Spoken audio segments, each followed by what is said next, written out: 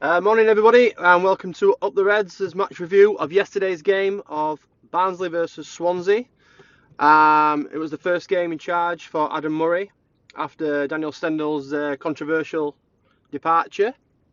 Before I start this video, I'd like to just go on record as to say I was disappointed with how Stendel left and disappointed with the board and been very angry this week, but however, I think Murray's tactics yesterday have flagged up a lot of problems with what was happening with Stendel.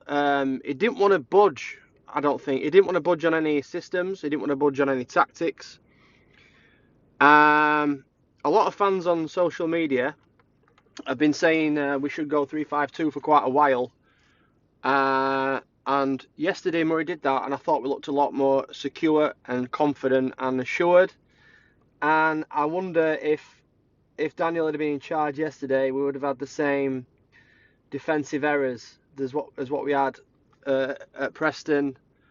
Because make no bones about it, Swansea are a good side. They're a good side. I think they underestimated us a little bit. They didn't play Borja Baston, which in my last video I put him down as their key man. So I'm a bit surprised he didn't start. But the system that Barnsley played yesterday, it just made everybody more comfortable. It provided support for each centre-back. Sibic especially, I think, played very well. Harmer is growing every week. Great to have Bambo back. I mean, the lad's a character. He's not the best footballer in the world. Nobody's saying he is. But what he gives you is 100%. He gives you that 100%, and he's a strong guy. And I won't like to play against him. I won't like to play against him at all. So, personally, I might have played Anderson instead of Sibic. But, you know, Sibic did very well. He did very, very well. He had good support. And there were a lot more talking yesterday. A lot of talking, which we've not seen. We've not seen that. I think that a lot of good decisions were made yesterday. I think Mowat captain is a statement. It's a statement. Stendel persisted with Bearer every time he started as captain. He did pick Mowat as captain when Bearer didn't start, but if Bearer was starting, he was captain. I don't think Bearer is going to be captain under Murray if he starts. In fact, I don't think we'll see much of Bearer again. I don't think we will. He's going to be a bit part player. I think that team that started yesterday is pretty much what I'd go with all the time. Perhaps Pinillos instead of Brown. Move Brown into a more attacking area, even striker. Or maybe Wilkes could play up front instead of Chaplin. I like Chaplin, but Wilkes has got that extra factor for me. And if he clicks, I think he'll be excellent. I really do think he'll be excellent. And he's got that feel about him that he could be a good player for us.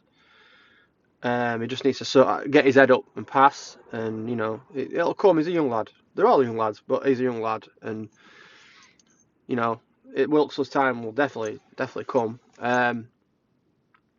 With Dougal back, wow, Dougal was excellent yesterday. He broke everything up. He passed it simple. He was vocal on the pitch. He allows Mowat to get in positions where he's more effective.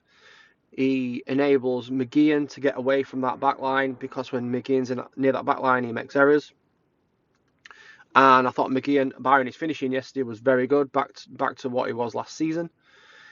Brown playing at left back was a surprise, I'll be honest. But you know, he has got what he gives you is 100% effort every game. He never stops.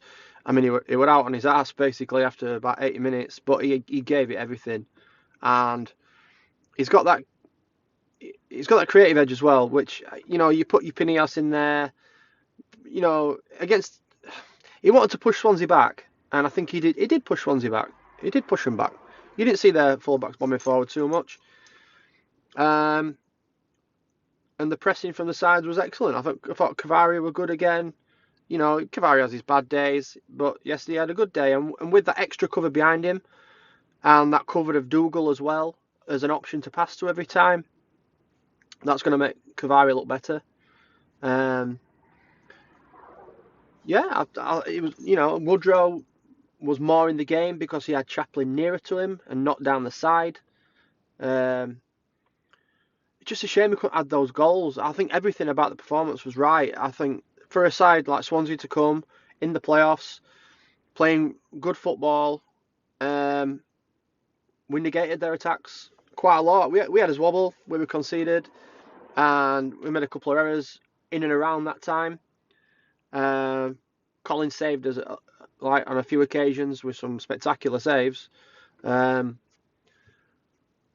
But overall, I thought the performance was pretty good, and I think I've not been doing videos very long, but it's the most positive I've felt after doing a video. I weren't doing them at the Fulham game, but I reckon this is probably our best performance since Fulham. We've had some good ones where we've still not got results. Charlton at home, even the Leeds defeat, we played excellent. But I just felt we were a genuine side with a shape that was hard to get through. Because when I look at Barnsley's fixtures, when I see an away side coming, their centre forwards, based on what we've been doing, must have been absolutely drooling. I bet Baston was absolutely devastated he weren't playing, thinking that he would have been up against that back four. But there weren't many holes in that back four, only from our own individual errors again. So long may that continue. Has Murray put himself in the box seat to take over permanently? It's one game, but that could have been a lot worse. Couldn't it? It could have been a lot worse. We go to West Brom Tuesday. Certainly more optimistic than what we did before yesterday's game. It's still going to be it's a massive task to keep them out. And of course, Bambo went off and Cavalry went off, and can Dougal play 2 games in 5 days or maybe not?